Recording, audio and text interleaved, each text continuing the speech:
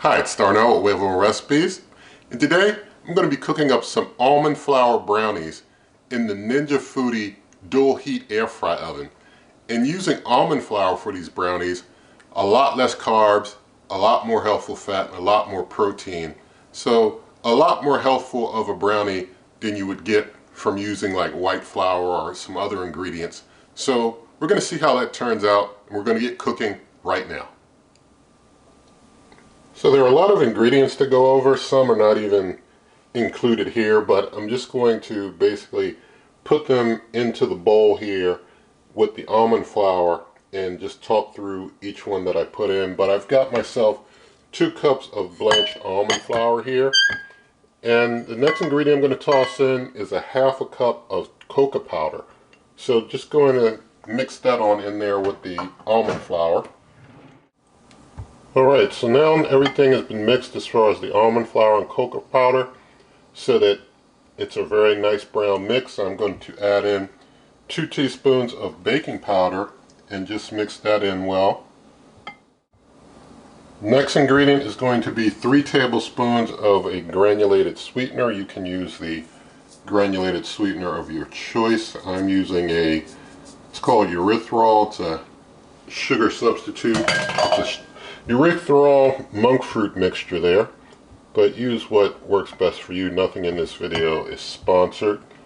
And so I'm going to mix that on in, and now that I have that fairly well mixed in, I'm going to add in a teaspoon of guar gum. Guar gum helps with the consistency of things, so tossing that in and going to mix that on up in there too.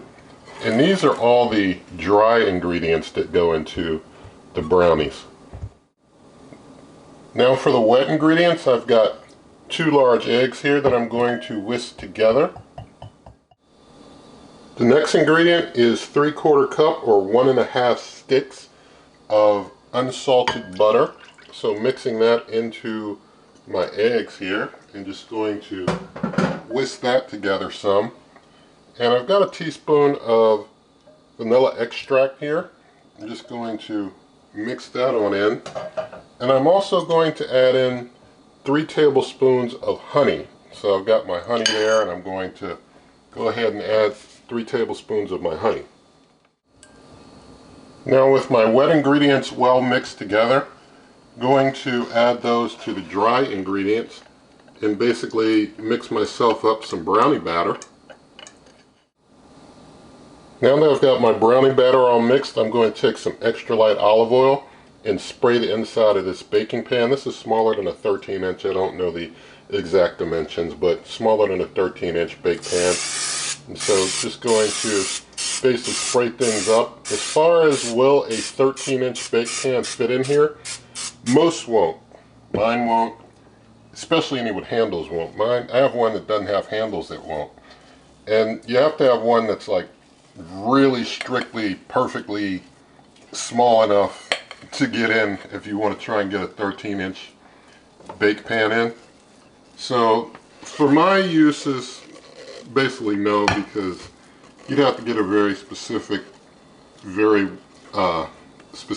dimensioned 13-inch bake pan to get one that fits. Even one with no handles, if it's got any sides that rise a little bit or something, it's still not going to work out. So I just use smaller pans when I bake in this dual heat air fry oven. So got my brownie batter in, and I'm just basically pressing it out into the contours of the pan.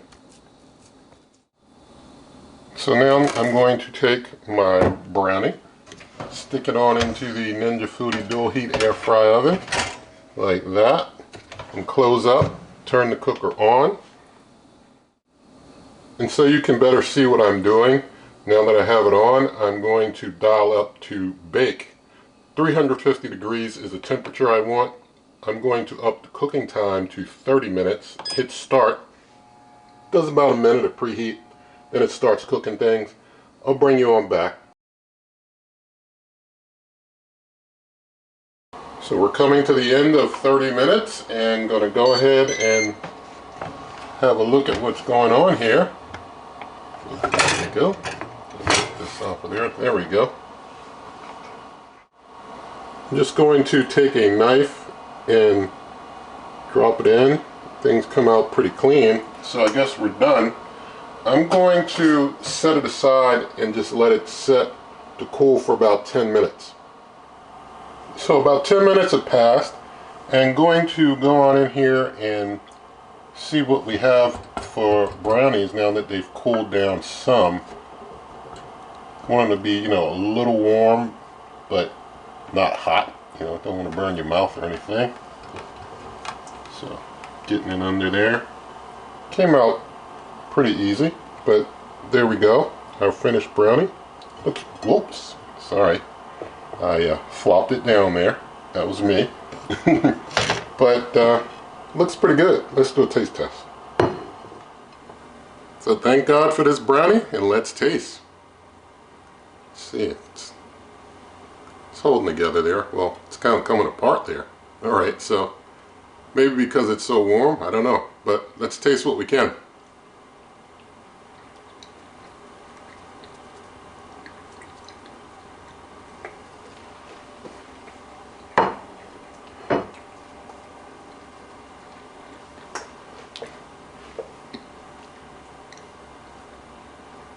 Okay, it tastes decent, but it could have used some more sweetener. So you probably can add some more sweetener to it if you want it a bit sweeter. It tastes the chocolate, but could have been a bit sweeter.